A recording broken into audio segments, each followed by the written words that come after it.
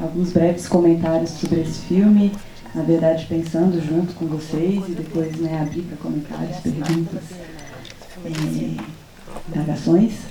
E na verdade vou fazer só um breve comentário, já passo para Carol e só dizer que, enfim, Carol sugeriu esse filme aqui para o festival e a gente tinha já um conhecimento, um encontro prévio com o trabalho do Kamal Jafari no cinema e foi muito bem-vinda e felizmente esse filme está passando aqui, então eu queria agradecer a ela de partida e também dizer que tem alguns acontecimentos talvez que atravessam esse filme, que antecedem ele, não sei se exatamente essa divisão entre passado, presente e futuro faz sentido, na verdade não faz, mas foi realizada uma mostra retrospectiva no Brasil de todos os filmes do Kamal, que a gente fez curadoria no Festival Olhar de Cinema de Curitiba, em 2021, no formato online, e a gente fez uma conversa com o Jamal online, que está disponível no YouTube, sobre vários dos seus processos de criação,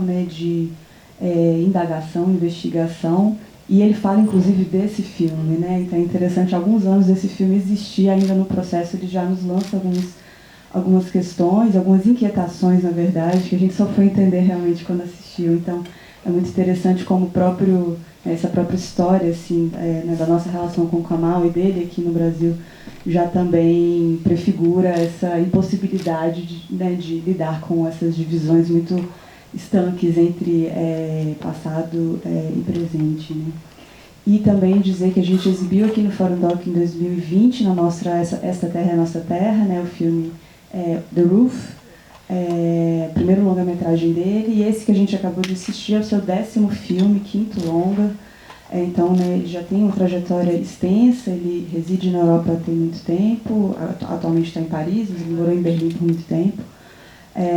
E o trabalho, e acho que esse filme, a primeira coisa que a gente falou, depois mandou o link para a Carol, ela mandou a gente assim, fritando, e a primeira coisa que, enfim, saltou também aos olhos é como esse filme ele parece condensar toda essa trajetória de mais de 20 anos de trabalho dele no cinema, de lida com os arquivos, de trabalho com as imagens e expandir para vários outros caminhos também. Então a gente vai entrar um pouco nesse filme, mas também vai puxar a partir dele outras referências, assim, outros processos, e só puxando algum dessas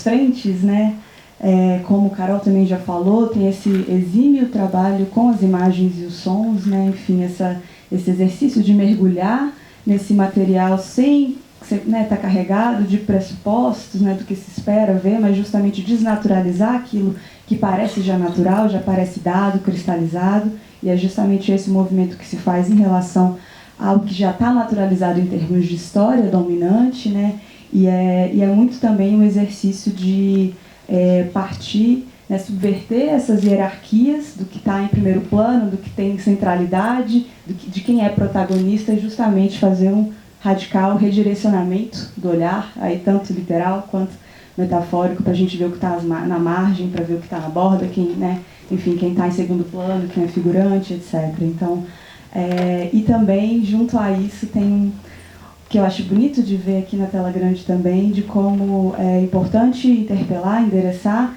esses acontecimentos históricos, assim, esse grau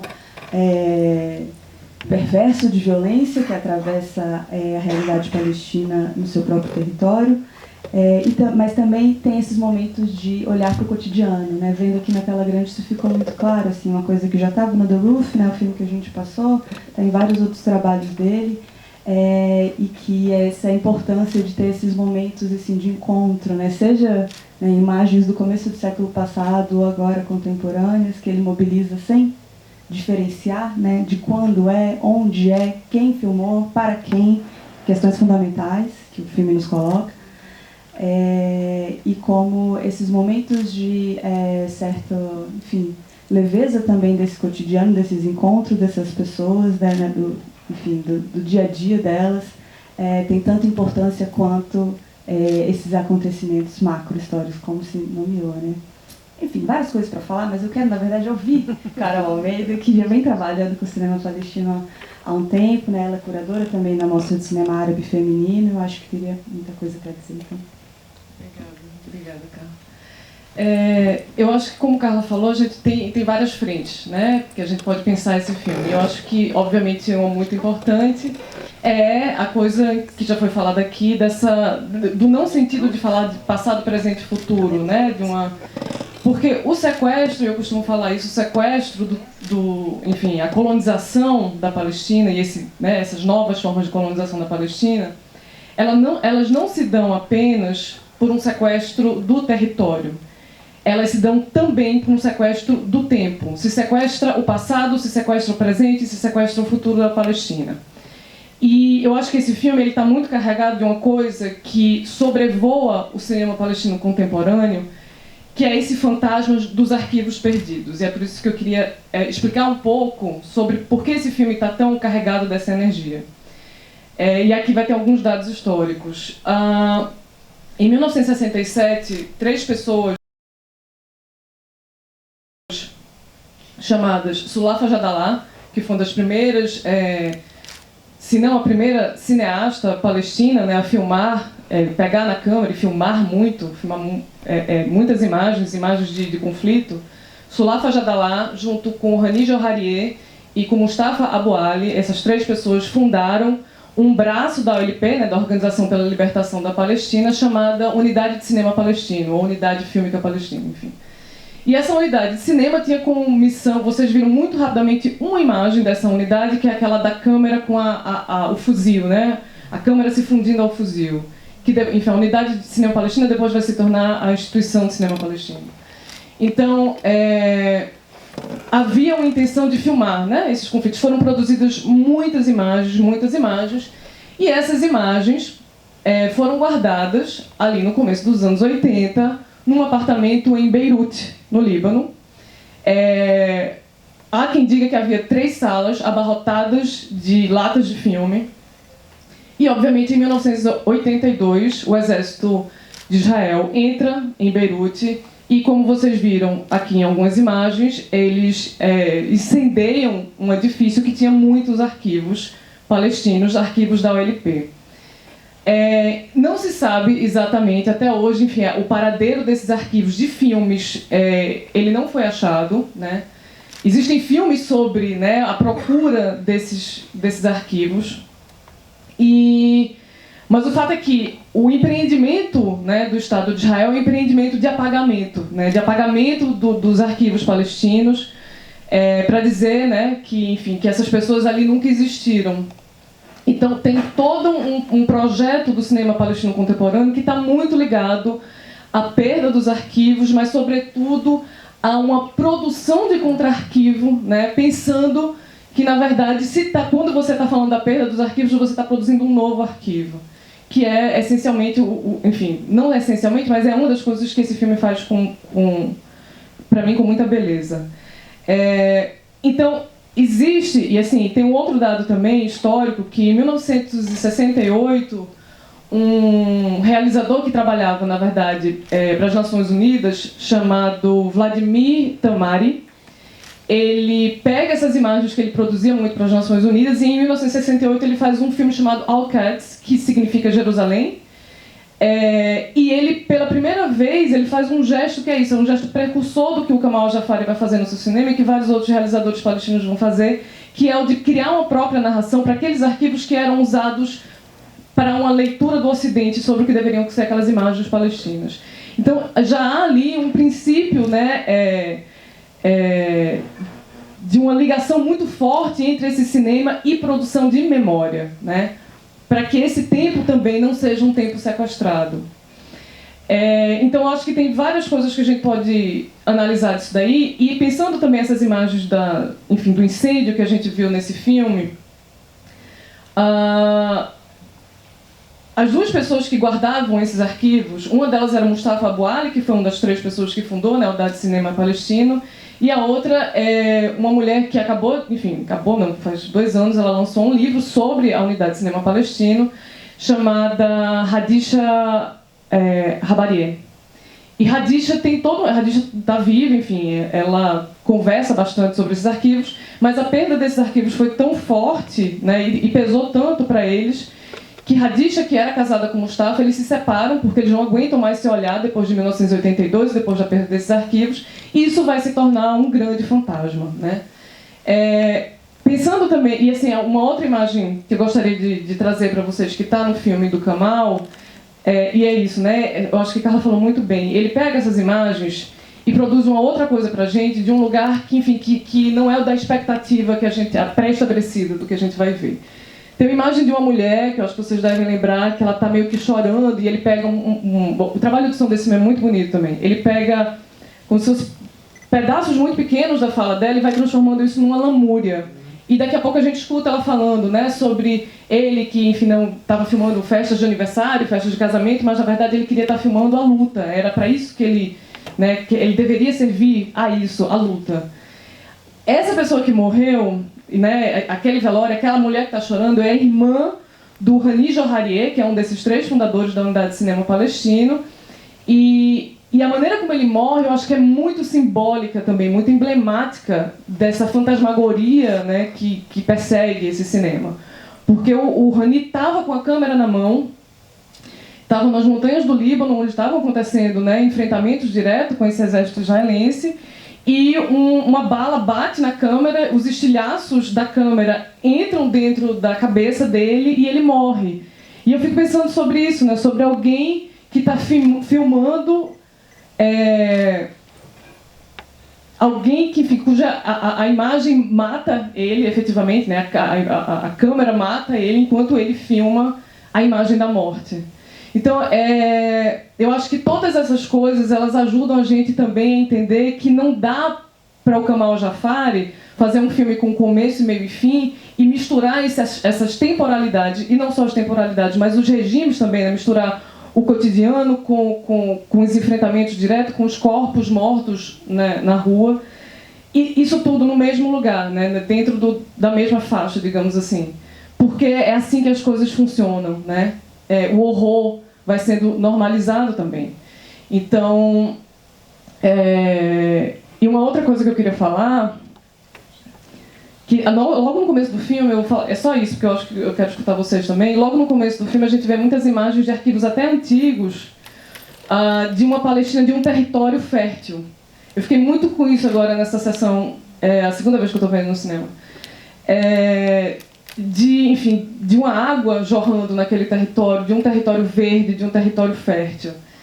E é muito importante porque isso é o Kamal Al-Jafari produzindo um arquivo essencial para quebrar um grande mito do que foi, né, a invasão e a colonização daquele território por Israel e, obviamente, pelo empreendimento sionista de uma maneira geral, porque é esse empreendimento sionista que se arma no território, de que aquele lugar era um lugar pantanoso, era um lugar que não havia nada. Então, a civilização, né, desse empreendimento sionista ia ali transformar o lugar em um lugar fértil, um lugar habitável, né? É um lugar onde supostamente não havia ninguém.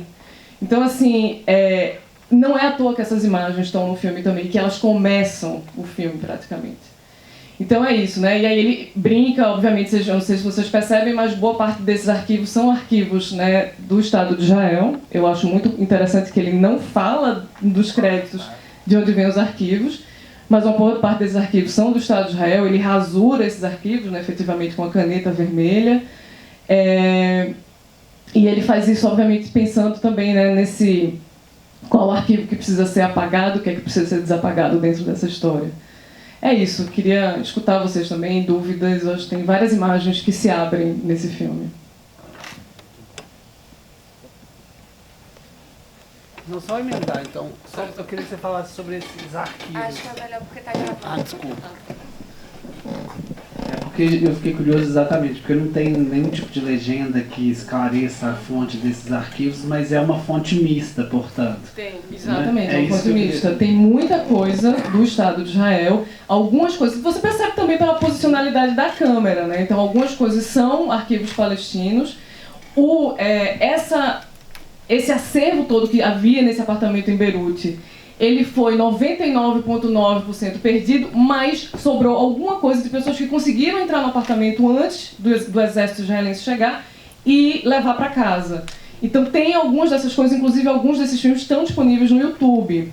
Então ele usa algumas dessas imagens também, as que sobraram. Mas tem muita e vocês perceberam também, tem filme de ficção israelense, né, que eu acho que é um filme muito importante para criar um diálogo ali entre ser notado ou não naquele território. Te ouvindo agora falar, e também enquanto eu estava vendo pela primeira vez esse filme, ficou muito na minha cabeça um filme que, se eu não me engano, ele era da Mostra de Cinema Árabe Feminino também, que era uma das filhas desse... Eu acho que é a filha desse casal que se separou, ou de uma outra pessoa que faz um filme... Eu sei quem é, não é a filha não, eu sei quem é. Que faz um filme procurando esse acervo e aí fazendo até esse remontando como que essa perda também significa essa perda para a vida das pessoas.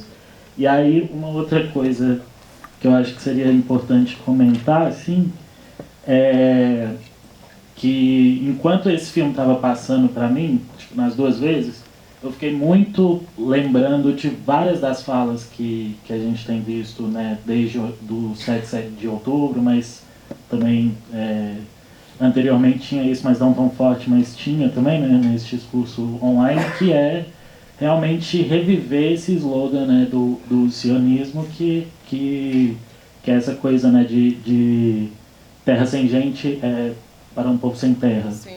E como que essa... E eu também fiquei muito impactado por essas primeiras imagens, né? Porque não só, tipo, é uma mentira, mas é uma mentira deslavada, e que é uma mentira que até mesmo o aparato hollywoodiano já desmentiu, né? Tipo, Lawrence das Arábias, por mais que é um filme super, né, tipo, mega problemático, ele também faz parte desse processo, dessa história, né?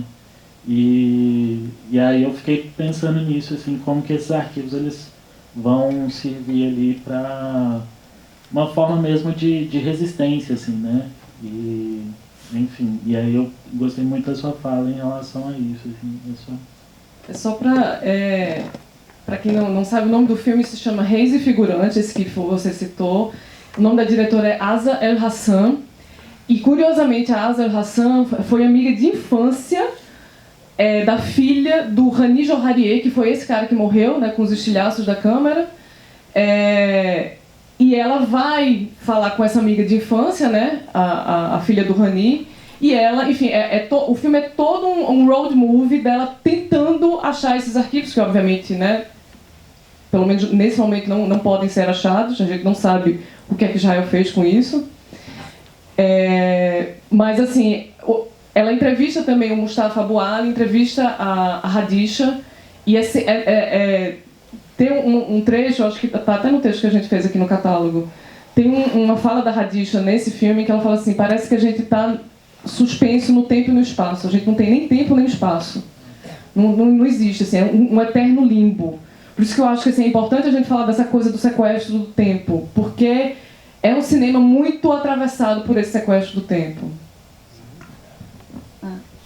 Só, acho que já te passo o microfone, mas é só um comentário a partir do que vocês estão falando. Assim, acho que esse desafio de não saber quais são esses arquivos, de onde ele vem, quando eles foram feitos, a qual região eles se referem, inclusive, né, são várias cidades que são mencionadas, tem Hamlet, tem Jaffa, tem Haifa, enfim, tem alguns, Jerusalém, tem alguns territórios que aparecem nos filmes anteriores. Eu acho que é justamente também essa aposta que o filme nos coloca, né, assim, como espectador, como espectadora, assim, de sempre um lugar muito ativo e nunca confortável, né, a gente está sempre se questionando e questionando quem está vendo, né, enfim, o que é isso, aonde isso pertence, como eu me relaciono com esse material, né, enfim, tem um filme anterior do do Kamal que se chama Recollection, recordação, justamente, um título muito significativo, que ele faz somente com esses filmes israelenses e americanos feitos no território da Palestina, da década de 60 e 80, tirando tudo que está no centro e olhando só para o que está na margem. Enfim, só para os passantes. Aí ele vai identificando: esse aqui é meu tio, esse aqui é, enfim, pessoa da minha família, esse aqui foi a esquina onde minha família, enfim, fez tal coisa. Então, isso sem narração, né? Isso que tudo nessa proposta muito desafiadora também mesmo, né? De imersão, nesse mergulho nesse material em que existe um rigor muito forte, muito grande, evidente na lida com esses sons, com essas imagens, ao mesmo tempo que tem uma liberdade de deixar perder, se mergulhar ali no que esse material pode oferecer, né? E só antes de passar para mim sobre essa questão do tempo que Carol estava falando, uma coisa que ficou muito forte para mim nessa sessão específica é essa voz de uma mulher que tem a voz da criança, né, que aparece algumas vezes, mas tem uma voz feminina que ela não fala exatamente uma palavra, ela, né, enfim, cantarola. E eu fiquei me perguntando de que tempo vem essa voz, sabe? Assim, de onde vem, sabe, de onde emana? Não é nem de quem, sabe? Assim, é de onde e de quando. Então é um filme que, por cada fragmento que ele oferece, ele vai minando essa ideia de um tempo, né, linear e de uma possibilidade de totalização mesmo, né?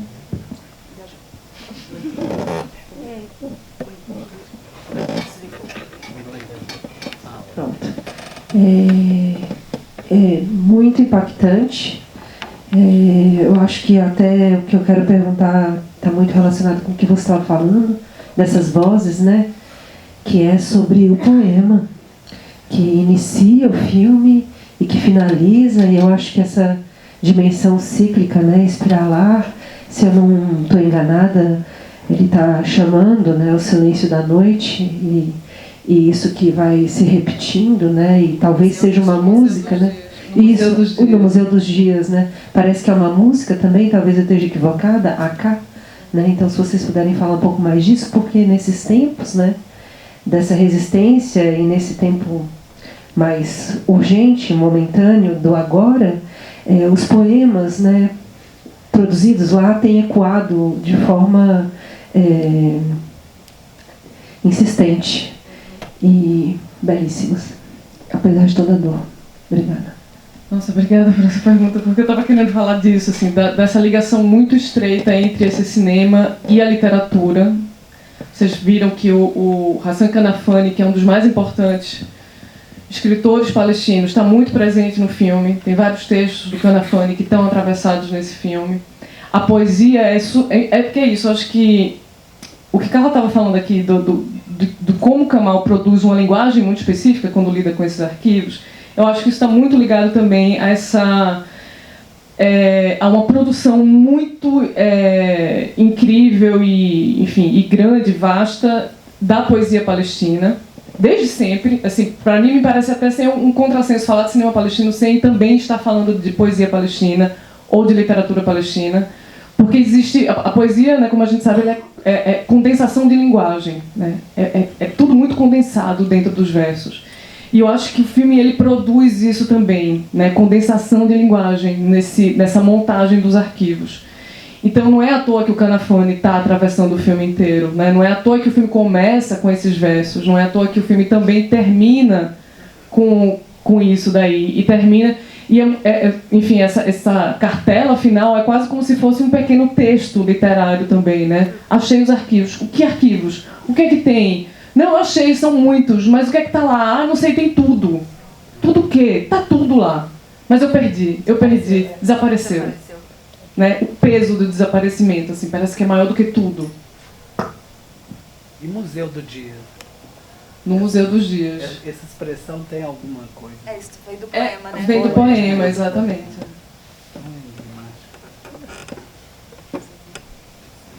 Vocês têm uma ideia da datação das imagens mais antigas, assim? Ou isso são de antes da Nakba, são de antes de 1948. Tem imagens ali dos anos 30, tem imagens, enfim... Porque dá a impressão que tem algumas que são tão antigas que lembra até mesmo a imagem dos irmãos Lumière, assim, né? Tem imagens do começo do século, assim, você percebe também enfim, por uma série de outros fatores, né? Vestimentas e, enfim, casas e tal. Mas não tem imagens contemporâneas, né? Contemporâneas? A gente não sabe. Ao que indica, não. Não, acho que não. A própria ideia de contemporâneo. Acho que isso ficaria evidente. Isso, É isso que eu acho, entende? É. Porque assim, são imagens que contrastam muito com esse horror dessa guerra filmada em vivo, que a gente vive, né? Sim. E é muito impressionante como ele não chega, ele não usa, evidentemente, muito propositalmente e tal. Também aparece como um contra-arquivo em relação a essas imagens super expostas da guerra atual, contemporânea, que eu falo nesse sentido, sabe? Parece regimes de imagem muito diferentes. Porque aqui você sente uma humanidade na Palestina. Coisa que é impossível, eu acho, sentir da forma como essa guerra vem sendo filmada e exposta para nós. Você chega mesmo no nível de insensibilidade total diante do horror absoluto. Não, e da exposição absoluta. Sim, exato. E de nada a ser feito a partir dessa exposição absoluta. Você está lá almoçando e está vendo a destruição, né? Na TV, na internet. Você quer falar? Porque assim, eu fico muito pensando que é também uma certa forma de produzir um cinema em resposta a esse tipo de coisa que é extremamente violento, né? Que é uma outra carga de violência, que pensar como acionar essas imagens, porque é isso, né? Ela vai contra tudo, na verdade ela faz um processo de desumanização dessas pessoas. Então, eu acho que é uma tentativa também de ir para um lugar que não recorra a esse tipo de suposto didatismo, de dizer assim, ó, tá vendo que as pessoas estão morrendo? Para dizer assim, e não somente isso, né? Não apenas para reconfigurar essas imagens num outro lugar, mas também para dizer que sempre aconteceu. Não começou no 7 de outubro de 2023, né? Esse genocídio está lá desde muito tempo. Então, assim, essa hipervisibilidade do genocídio que está acontecendo em Gaza agora... e a maneira como essas imagens circulam violentamente, eu acho que é isso. Assim, eu acho que esse filme nos ajuda também a criar um outro tipo de respiro diante desse território, diante de todas as questões. É um filme que, para mim, ele abre as possibilidades das pessoas se interessarem pela história da Palestina e não ter uma coisa muito dada como, né, tem uma criança morta aqui, né? Então, eu acho que é isso, assim, eu concordo muito, assim, eu acho que tem uma camada de violência muito grande em como as imagens contemporâneas, particularmente de Gaza, estão circulando hoje, e onde elas circulam também. Um comentário muito breve, assim, acho que é interessante isso que vocês estão falando, que fica evidente no filme também, é como ele escolhe lidar com essas imagens da violência explícita desses corpos, né? Que elas estão aí, elas estão no filme, elas demoram a aparecer. E os primeiros momentos que elas aparecem, tem até um recurso, que é uma imagem VHS, que tem um flick, né? Que vai passando, a gente demora a ver o que está ali no meio, até que ganha essa centralidade, mas não são planos que se demoram sobre esses corpos, assim. E eu acho que é isso, esse movimento de não, enfim, abordar a violência para, né, enfim, criar algum tipo de reflexão crítica, mas não repetir a gramática da violência a partir desse próprio gesto, né?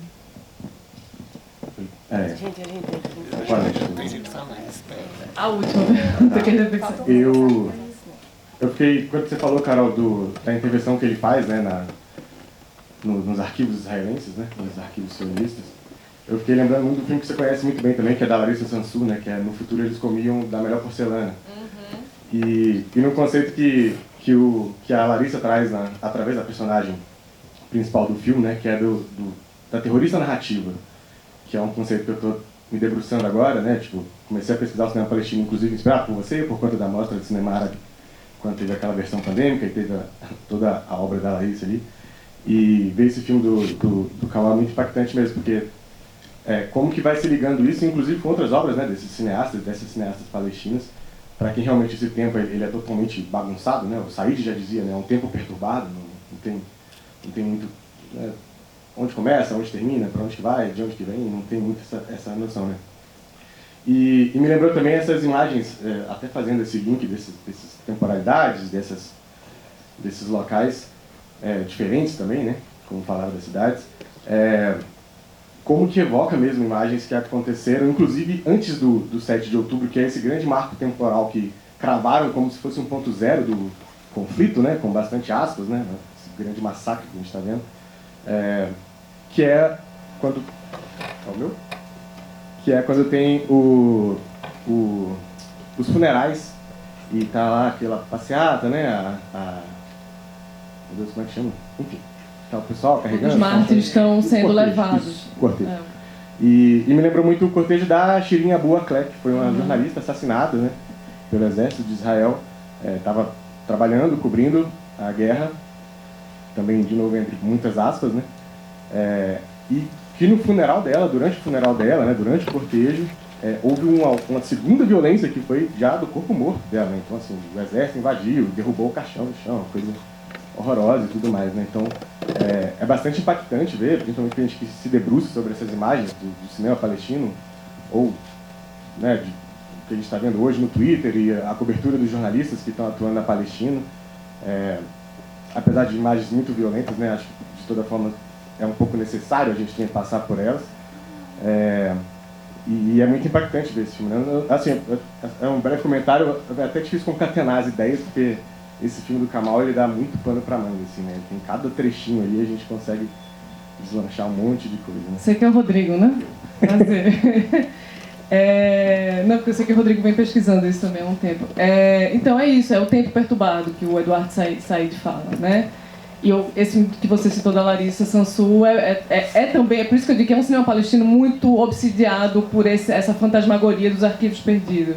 Porque é um filme que ela vai tentar plantar o arquivo debaixo da terra, que é plantar essas porcelanas para dizer que havia ali uma civilização, que era o que o Estado de Israel fez durante um tempo com sua arqueologia sionista, né? Plantar objetos no solo do chão para dizer que eles estiveram sempre ali, né? Então, forjar essa existência. Então é isso, assim, é sempre um trabalho com a memória. Eu não vou ser curta agora nesse comentário, mas a gente conversa lá fora, porque a gente precisa ir para a próxima sessão agora. Mas obrigada, gente. Excelente.